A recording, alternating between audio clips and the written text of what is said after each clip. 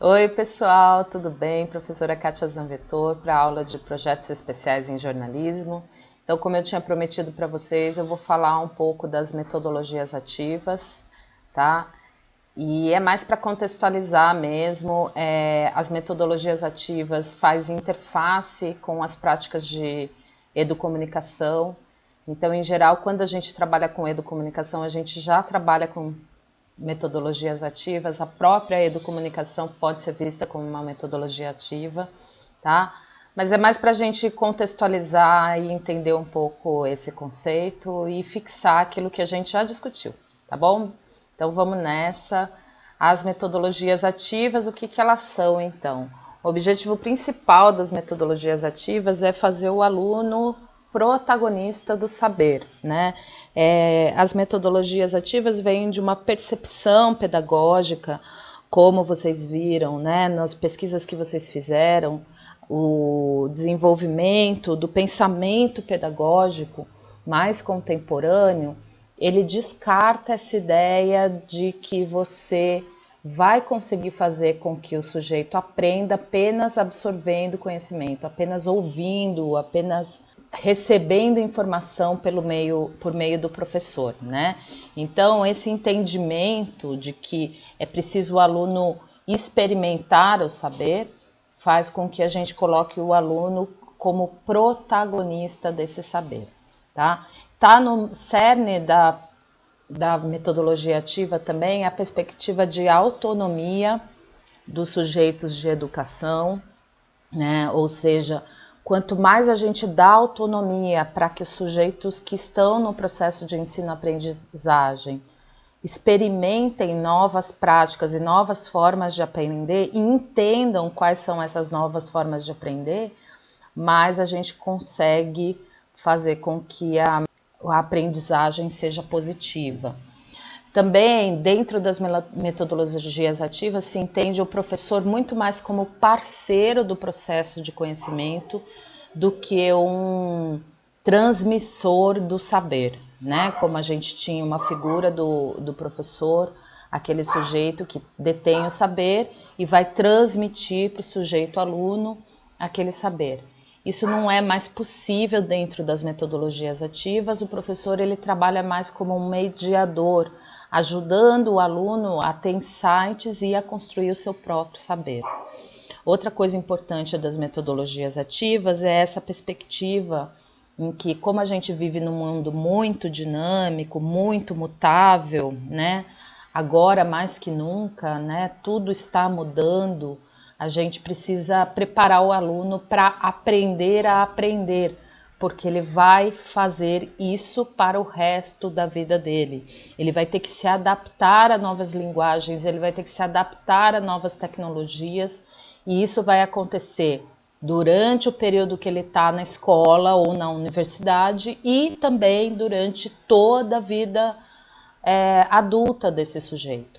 Então, quanto mais a gente ensina o aluno a aprender sozinho, mais ele terá sucesso. Essa é a perspectiva da metodologia ativa, tá? Ela está baseada também nessa ideia de metaconexão, né? Ou seja, como que os sujeitos desenvolvem, né, o processo de saber, como que a gente aprende, né? Quais são as ferramentas que os sujeitos, as pessoas individualmente usam para aprender alguma coisa, tá? Esse é o conceito, essa é a ideia de modo geral do conceito de metacognição, né? Que é o estudo da própria cognição, o aprendizado, né? Tem a pirâmide de Glasser, que a gente já falou, né, um pouco sobre isso no nosso encontro no Zoom, em que ele discute como que se dão os processos de aprendizagem. E a gente sabe que 95% está relacionado a quando a gente ensina outra pessoa. Então a gente aprende mais e aprende melhor quando a gente faz um processo de interação social. Toda essa base aqui da pirâmide de Glasser ela está relacionada a interações sociais. Então, quando ensinamos os outros, quando fazemos alguma coisa, quando discutimos, né? Então, o que o Glasser conclui, né? Que o aprendizado se dá principalmente quando a gente socializa, quando tem socialização, tá? Isso é uma coisa bem legal, eu acho que aqui dá pra gente ver melhor, assim, a pirâmide, né? Conversar, perguntar, relatar, escrever, interpretar, explicar, tudo isso é a base da pirâmide. E é a partir daí que se inspira, né, a ideia, entre outras, né? O Glasser é um dos pensadores, um dos teóricos que trabalharam nessa discussão, mas vem um pouco daí esse debate sobre colocar a mão na massa, né? Então, o que seriam as metodologias ativas? Eu trouxe alguns exemplos aqui. A gente tem a aprendizagem baseada em projetos, por exemplo, e aí é aquela ideia, né, de você aprender colocando a mão na massa. Então, o professor passa um desafio, um projeto para os alunos, para os estudantes, e esses estudantes têm que desenvolver esse projeto. Eles vão se deparar com a necessidade de fazer pesquisa, com a necessidade de entender o contexto em que o projeto vai ser aplicado. Então, é uma série de ferramentas e instrumentos instrumentais que os sujeitos de aprendizagem vão ter que acionar para desenvolver o projeto. Sem sombra de dúvida, eles vão ter muito mais habilidade ao final do percurso, né, de lidar com esses novos saberes, do que se o professor ficar falando, olha, um projeto é isso, isso, isso, começa com objetivo, termina com isso, né? Então, é por isso que eu gosto nessa disciplina de educomunicação, instigá-los a fazer um projeto ou de jornalismo comunitário ou de educomunicação, para que vocês experimentem e sintam na prática o que é o desenvolvimento de um projeto como esse, né? Outra coisa que é muito usada é a ideia de gamificação. Talvez vocês já tenham vivenciado isso, mas, por exemplo, na área de português, quando você cria um júri simulado, por exemplo, cada pessoa do seu... uma pessoa vai ter que defender um tema A, outra pessoa vai ter que defender um tema B. Isso vem da ideia de gamificação, né? Ou então você usar, por exemplo, recursos de games mesmo, né? Tem professores de história que usam jogos tipo Minecraft ou jogos que se passam em guerras e eventos históricos para fazer trabalhos sobre Revolução Francesa, etc, etc. Então, a ideia de gamificação é você utilizar os recursos de jogos, né, para ensinar algo. Tem jogos mais simples, por exemplo, como Imagem em Ação, em que você cria uma imagem, você fala um conceito e os alunos têm que fazer uma mímica sobre aquilo, né? Enfim, a gamificação também é um recurso muito utilizado e muito legal nas metodologias ativas.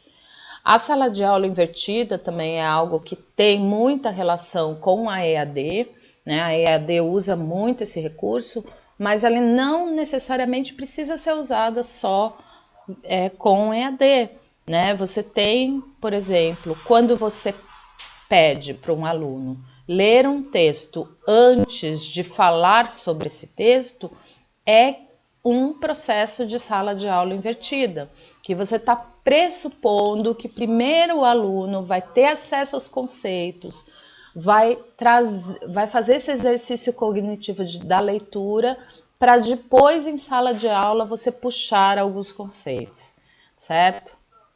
Então, a aprendizagem entre pares, que aí a gente tem qualquer atividade ou dinâmica que faça com que você estimule os estudantes e os alunos a falar sobre o que eles pensam e aprender entre si, criar grupos de aprendizagem, né?